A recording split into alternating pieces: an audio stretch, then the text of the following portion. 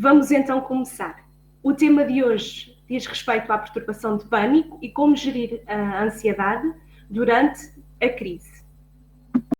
Como sempre, vou começar por me apresentar de forma breve. O meu nome é Maria da Luz Antunes, sou psicóloga clínica, sou também a responsável técnica da Neuroimprove Clinic, que é a clínica que está responsável pelos webinars que temos vindo a disponibilizar. Eu sou também gestora do controle de qualidade de tratamento na clínica e, portanto, não só acompanho crianças, adolescentes e adultos, como também estou responsável pela equipa e pela gestão do controle da qualidade de tratamento no que diz respeito aos meus casos, claro, mas também ao acompanhamento no que diz respeito à vertente de neurofeedback, que é também uma possibilidade na nossa clínica, enquanto tratamento não invasivo e inovador que permite fazer a regulação do padrão da atividade cerebral. Relativamente ao meu percurso académico, eu sou mestre em Psicologia Clínica, no ramo da intervenção cognitivo-comportamental nas perturbações psicológicas e da saúde, e sou também pós-graduada em Prática Clínica e Saúde Mental com crianças e adolescentes. Das formações que tenho, estão aqui salientadas algumas, sendo que é importante dar esta informação de que eu tenho uma formação em Mindfulness e técnicas de relaxamento, que será também um tema que vamos abordar num próximo webinar. Estejam atentos. No que diz respeito às minhas publicações, elas estão ligadas também ao tema da ansiedade, no que diz respeito à perturbação de ansiedade social. Está aqui o exemplo de uma. Os tópicos que vamos abordar hoje têm então a ver com a perturbação de pânico. Vou primeiro falar um pouco das características e limitações associadas a esta perturbação, as implicações que a crise que estamos a viver tem na perturbação de pânico, nas pessoas que sofrem de perturbação de pânico, e vou disponibilizar estratégias para gerir esta mesma ansiedade e as crises que podem advir. Relativamente à respiração diafragmática enquanto estratégia de relaxamento, eu também irei falar sobre ela, vou explicar como é que ela se faz, para que todos possam começar a praticar. A perturbação de pânico é então uma perturbação de ansiedade, caracterizada pela ocorrência de ataques de ansiedade súbitos e com sensações muito intensas. Nós temos várias sensações que podem estar associadas à ansiedade. Aqui temos alguns exemplos delas, não estão todos, mas sim os mais frequentes. Falamos das palpitações, da sudorese, da dificuldade em respirar, da dor no peito, do medo de perder o controlo e até o medo de morrer, não deixando também de considerar a sensação de desmaio, que perante a turbulência das sensações também pode ser ativada. O que acontece na perturbação de pânico é que as pessoas, depois de terem um ataque de pânico súbito, inesperado, que surge do nada, como a maior parte delas verbalizam, desencadeia-se uma preocupação com ter novos ataques, com poder ter novos ataques e as suas demais consequências. Portanto, não só surge um medo de ter este medo de sentir todas estas sensações, associadas então à ansiedade, mas também se liga às consequências que esses ataques podem ter ou podem significar. Eventualmente, então, a questão de podermos ter uma doença não diagnosticada. Dou o exemplo das palpitações, da taquicardia, como ela fica, como são sensações muito fortes sentidas então no coração. Há pessoas que podem considerar ou ter até então a preocupação de ter algum problema do foro cardíaco. Existe perante todo o desencadear de situações o receio de perder o controlo sobre elas, sobre si mesmo. Há pessoas até que verbalizam que têm no medo de tanto sintoma ao mesmo tempo, de tanta sensação, têm medo de enlouquecer com tudo o que estão a sentir, e também podem equacionar de alguma forma que são emocionalmente frágeis por não conseguirem estar a lidar com as sensações no seu próprio corpo.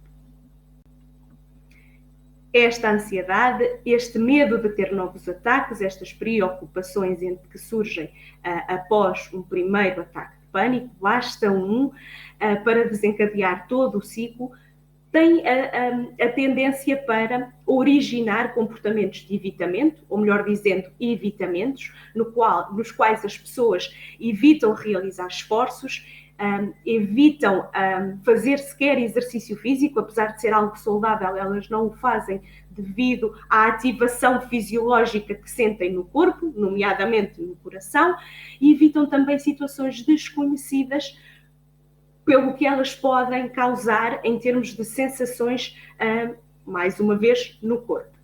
Se não fizerem evitamentos, as pessoas investem em enfrentar as situações, mas com uma intensa ansiedade e intenso mal-estar. E tendem também, então, a criar comportamentos de segurança, nos quais existe aqui a necessidade de estarem acompanhados por forma a se sentirem mais seguros. Há aqui uma procura de tranquilização e a tentativa é também reduzir a ativação fisiológica para que ela não desencadeie uma crise de ansiedade. Explicando o modelo que acontece na perturbação de pânico, nós temos o seguinte: perante então uma ativação fisiológica, perante as sensações no corpo que se desencadeiam num sinal de eventual perigo, independentemente do perigo ser interno ou externo, ele vai causar uma ativação fisiológica e no caso da perturbação de pânico tem a ver acima de tudo com as sensações e o desencadear de uma crise. E, portanto, estas sensações são interpretadas de forma catastrófica. É equacionado o seu pior cenário. Daí, se falar na questão do medo dessas sensações, do medo de sentir medo, do medo de morrer, do medo de perder o controlo, do medo de não conseguir ficar bem depois de tudo passar. Estas sensações desencadeiam, pela interpretação catastrófica, um ato de hipervigilância, no qual a pessoa fica a verificar as sensações que está a ter, e o facto de o fazer desencadeia um aumento, um arousal, e um aumento dessas mesmas sensações. Portanto, exacerba as sensações, faz com que elas sejam percebidas como ainda mais intensas, ainda mais desconfortáveis, o que gera um falso alarme, que desencadeará então uma crise de pânico. Após a crise de pânico, começa a ocorrer uma ansiedade antecipatória, na qual a pessoa começa a equacionar outras situações, outros momentos, que poderão eventualmente gerar desconforto e, em última instância, uma nova crise. Daí-se falar na preocupação em ter um novo ataque e as consequências que ele vai ter. Vêm então os evitamentos e os comportamentos de segurança e, não raras vezes, em última análise, a perturbação de pânico. Existem comorbidade com a agorafobia, porque a pessoa evita e limita a sua vida para não ter ativação fisiológica ou ter o mínimo de ativação fisiológica possível, e a agorafobia surge devido ao medo de ter uma situação da qual não vai conseguir fugir, não vai conseguir encontrar segurança, ou então também a questão de não poder ter a ajuda que considera necessária, a ajuda que considera que precisa, no caso de ter uma crise. A ansiedade a este nível é excessiva a ponto de se tornar desadaptativa, de não nos permitir levar uma vida com normalidade e qualidade. Portanto, falamos da dificuldade em trabalhar, as pessoas tendem a faltar muitas vezes ao trabalho ou a deixar de trabalhar. Existe aqui uma perda de relações, porque elas precisam estas pessoas precisam de muita tranquilização e também depois têm a tendência para não conseguir aproveitar os momentos de relações interpessoais, de estar com as pessoas sem terem as tranquilizações. Daí também ou perderem as relações ou criarem relações interpessoais disfuncionais, que estão munidas de seguranças também por causa do medo da ativação fisiológica e desta então desencadear eventualmente uma crise. Há um evitamento de atividades saudáveis e prazerosas, como o exercício físico ou outras que possam gerar a ativação. Pela ativação já sabemos, falamos das sensações, que então são temidas, também porque são interpretadas de forma errónea ao nível da catastrofização dos cenários. alguém da agorafobia, a perturbação de pânico, então também acaba por se associar, não raras vezes, à hipocondria, devido às sensações poderem significar de alguma forma uma doença que não está diagnosticada. Estas pessoas também têm tendência a apresentar sintomatologia depressiva ou mesmo a ter comorbidamente uma depressão e também, não raras vezes, incorrem em abuso de substâncias. O que é que acontece perante a crise que todos estamos a viver? É uma fase de maior preocupação e ansiedade para todos, mas as pessoas com perturbação de pânico, que já tinham esta ansiedade bastante desregulada, portanto excessiva, têm ainda mais preocupação, mais ansiedade, mais tendência para o autofocus nas suas sensações e daí também depois encadearem e gerarem o ciclo da hipervigilância. Também há aqui a questão da sugestionabilidade, tendo em conta que estas pessoas, quando imaginam ou equacionam o perigo em si ou nos outros, tentam perceber o seu estado e, ao verem determinadas notícias, acabam por tentar perceber se aquilo que está a acontecer tem de alguma forma a ver com aquilo que elas também estão a sentir. Há, obviamente, mais insegurança ainda, mais tristeza e mais frustração por esta percepção de não controlo e de impossibilidade, incapacidade de gestão das próprias sensações e das emoções, nomeadamente a ansiedade. O que acontece perante esta pandemia que estamos a viver devido ao coronavírus? As crises de pânico, que tendem a ser, na perturbação de pânico, inesperadas, elas vão se tornando progressivamente expectáveis, situacionais. Nós já sabemos que, perante aquelas situações, nós tendemos a ter uma maior ativação fisiológica e, portanto, essas situações começam também a ser temidas. Existe, então, aqui o receio ainda maior de voltar, de ter mais ataques de ansiedade súbitos, há o tal medo de perder o controle, de eventualmente até de enlouquecer perante as sensações que se estão a ter, há um medo da morte.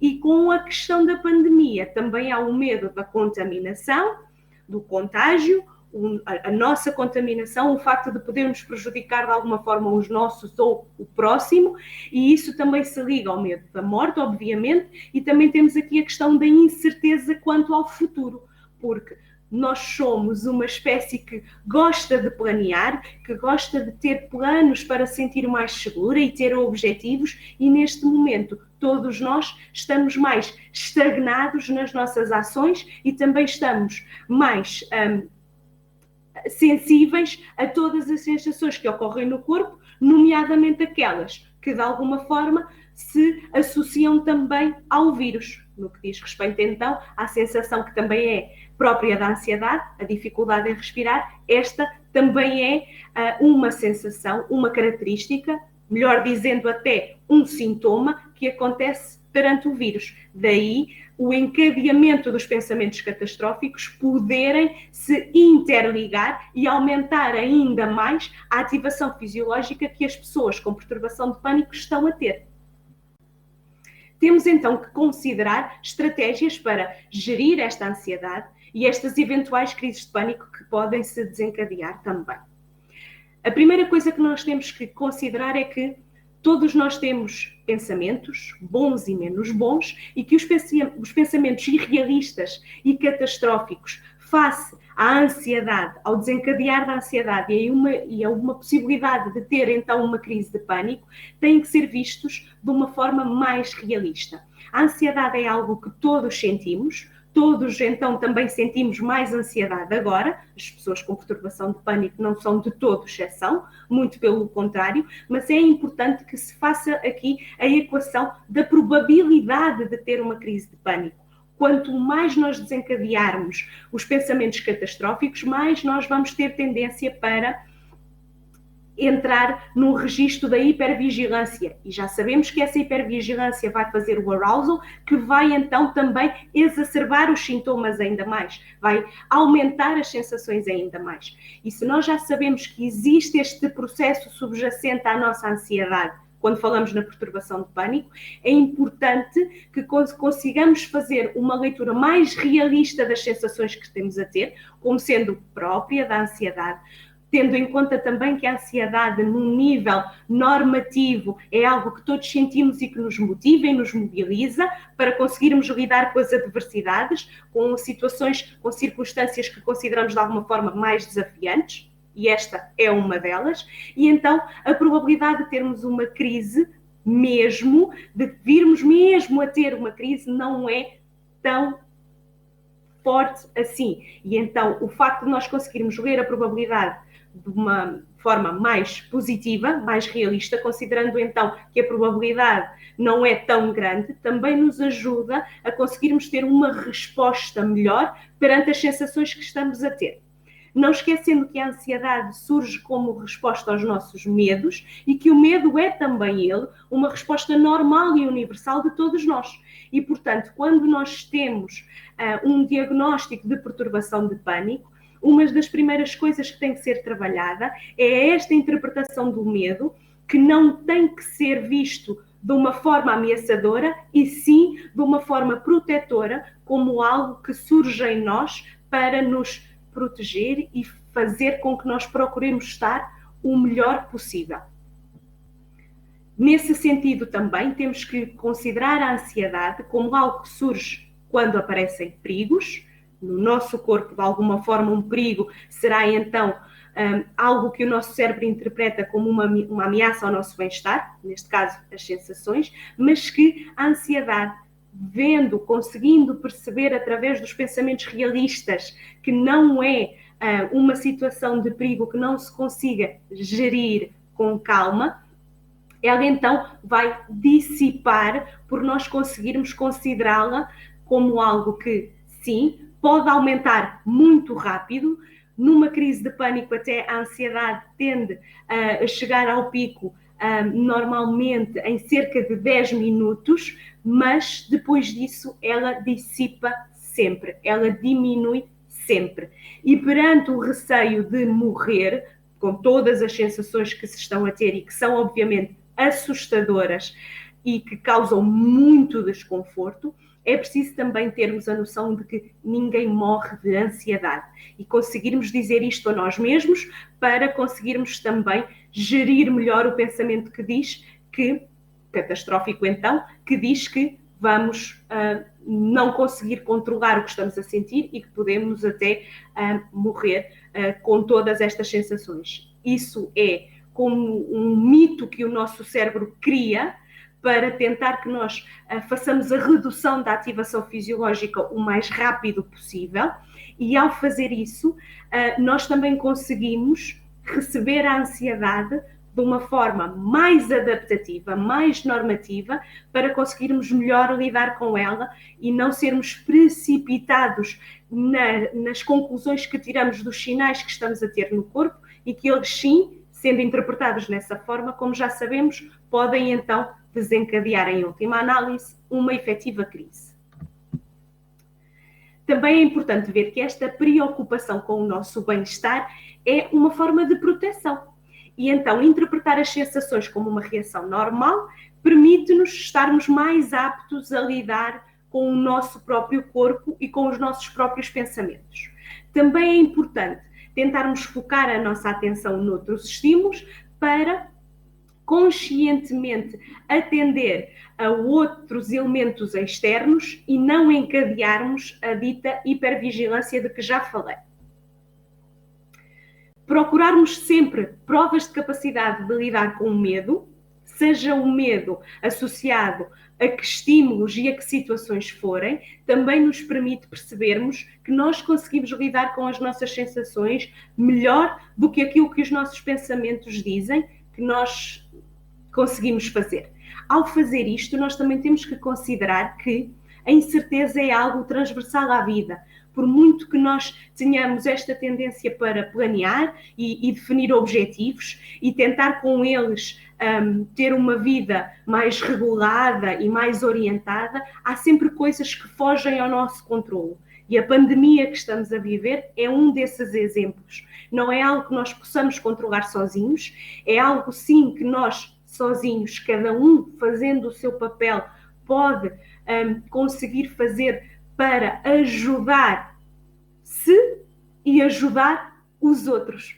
E este exercício, sim, permite também lidar com toda esta situação com uma maior aptidão, mas também com uma maior tranquilidade dentro do que é possível, pois, como já referi, também é normal agora todos estarmos mais preocupados e mais apreensivos perante o futuro.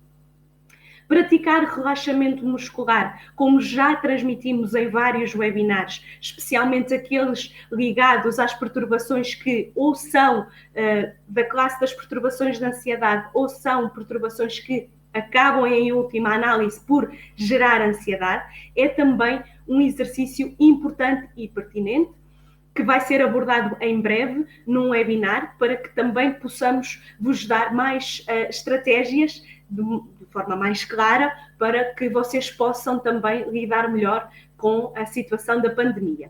O relaxamento muscular permite promover a hipotonia dos músculos. Ao fazê-lo, ele dá-nos uma sensação de tranquilidade, de serenidade. E ao fazermos o relaxamento muscular, nós conseguimos também estar melhores, descansar mais e também estarmos mais disponíveis para responder a todos os desafios que agora estamos a viver, com ou sem crise de pânico, com ou sem perturbação de pânico.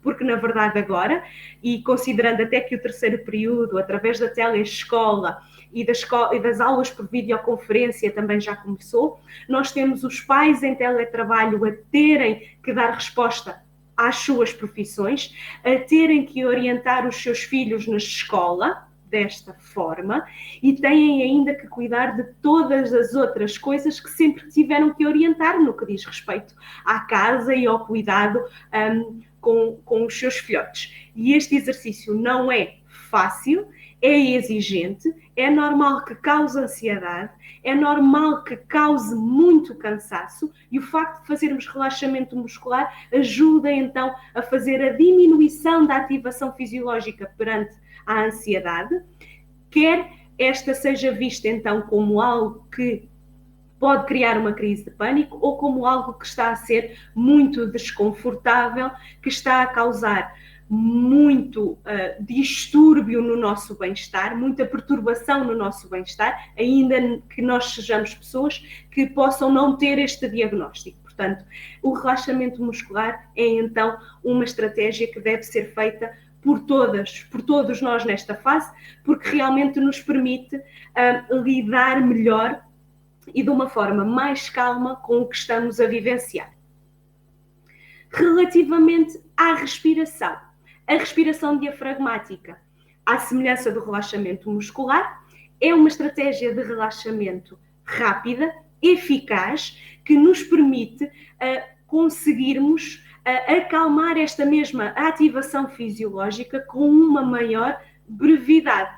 E nos momentos em que estamos realmente mais ansiosos, a respiração diafragmática funciona muito bem ao nos permitir não só reduzir a tensão muscular, mas também ao permitir oxigenar todas as células do nosso corpo e, por consequência, então, do nosso cérebro também, e permitir, então, que nós consigamos pensar melhor, e não catastroficamente, sobre as coisas que estão a acontecer.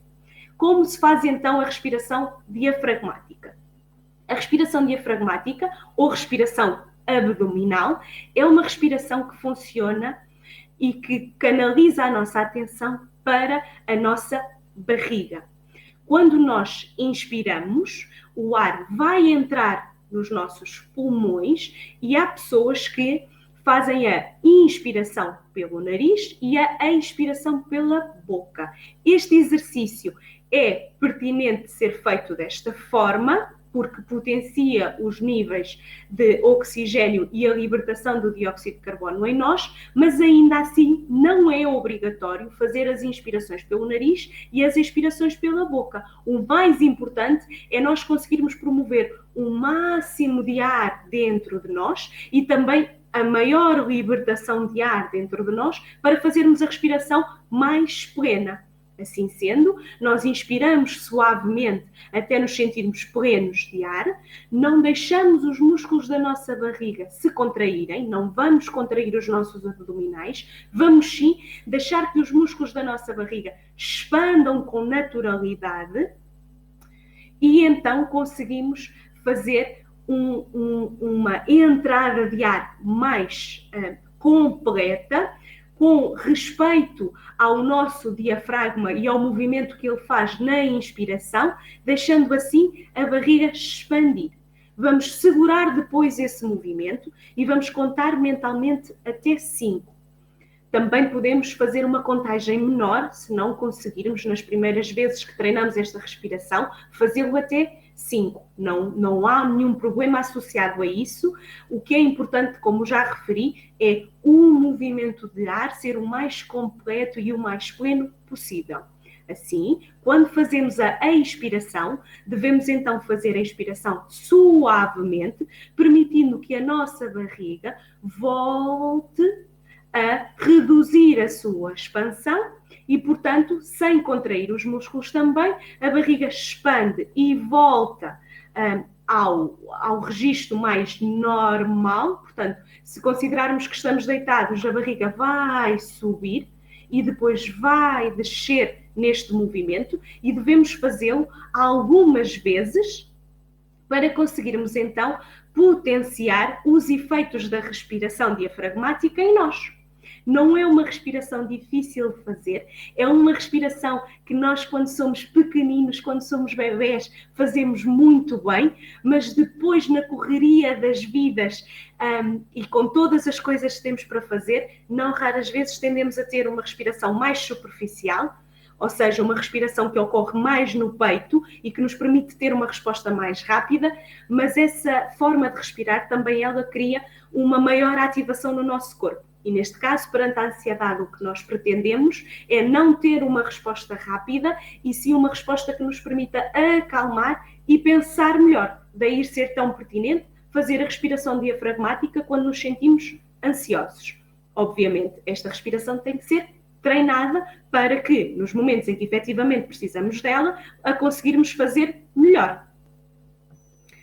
Para os amigos e para a família das pessoas que têm perturbação de pânico e tendo em conta tudo o que eu já estive a explicar, é importante não alimentarmos os medos irrealistas, ajudarmos a pessoa a ler as suas sensações com uma maior normalização das mesmas. É importante guiarmos os exercícios de respiração diafragmática, se necessário for, porque se a pessoa estiver com uma ativação muito forte, e se estiver efetivamente a desencadear uma crise de pânico, poderá não conseguir, numa primeira fase, ativar esta forma de respirar sozinha e ter uma voz externa que guia o procedimento, ajuda a desfocar a atenção das sensações no corpo, a focar então a atenção na voz da pessoa, o que permite otimizar estes movimentos associados à respiração e acalmar, reduzir ou mesmo eliminar esta ativação fisiológica.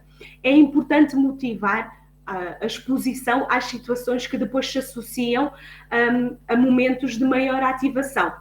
Agora, obviamente, há cuidados que temos que ter, é-nos pedido para não sairmos de casa, mas a ansiedade é algo que está connosco independentemente do sítio onde estivermos. E nesta fase também pode acontecer que as pessoas que nunca tiveram crises de pânico em casa possam estar a passar por essa experiência. E assim sendo, quando falo em motivação à exposição das sensações para melhor também aprender a lidar com elas, isso também pode ser feito em casa com o vosso apoio.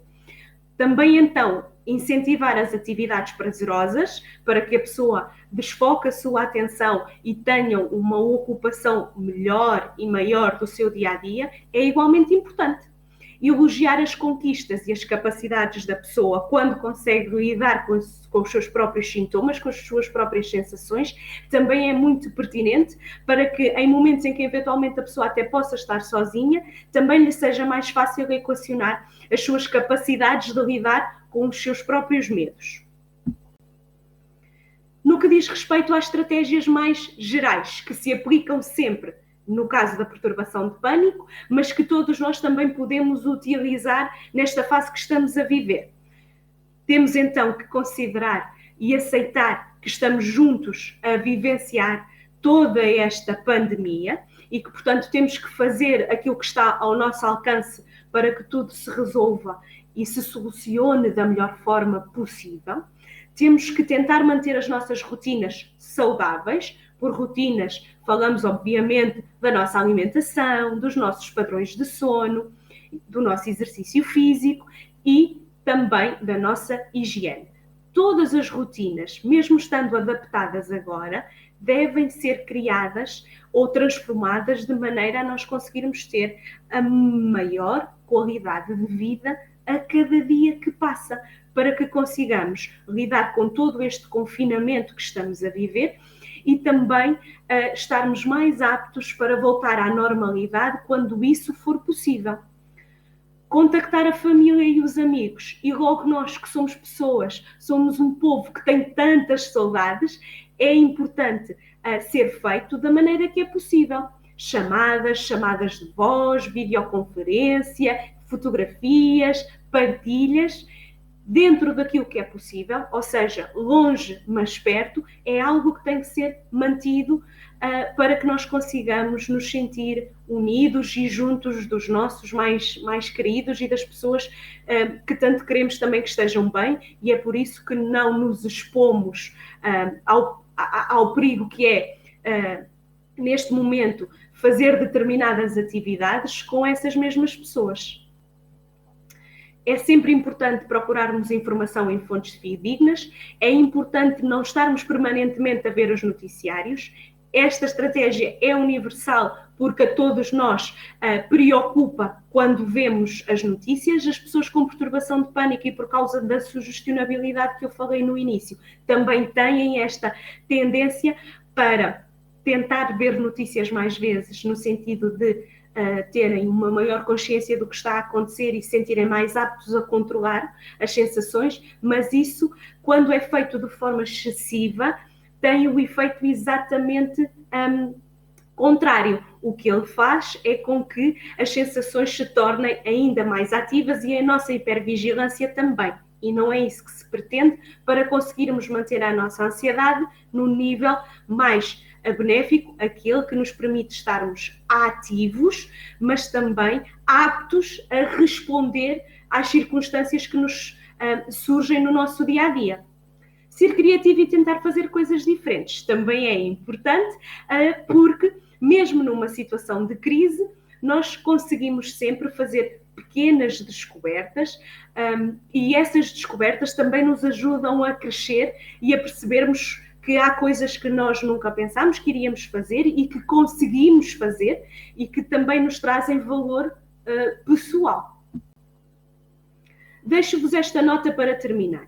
Neste momento, esta é a nossa vida e nós temos que a conseguir levar da melhor forma possível, independentemente de qualquer dificuldade clínica que possamos ter. Quando surgem adversidades nas nossas vidas, e por muito que por vezes tenhamos dificuldade em resolver determinadas demandas, a verdade também é esta, é que nós tendemos a conseguir sempre ultrapassar as nossas dificuldades e, portanto, esta é mais uma dificuldade a ultrapassar. Temos que nos manter sãos o mais possível, temos que nos manter corajosos e também esperançosos para conseguir ter mais pensamentos positivos, embora seja muito importante que sejamos realistas nos nossos raciocínios e também conseguirmos levar a nossa vida neste momento da melhor forma que nos é possível. Nós conseguimos e não nos podemos esquecer que também somos pessoas que conseguem adaptar-se. Nós temos esta capacidade, ela é tão primária, ela é tão universal como a ansiedade e, portanto, elas existem até num equilíbrio delicado no qual nós conseguimos viver.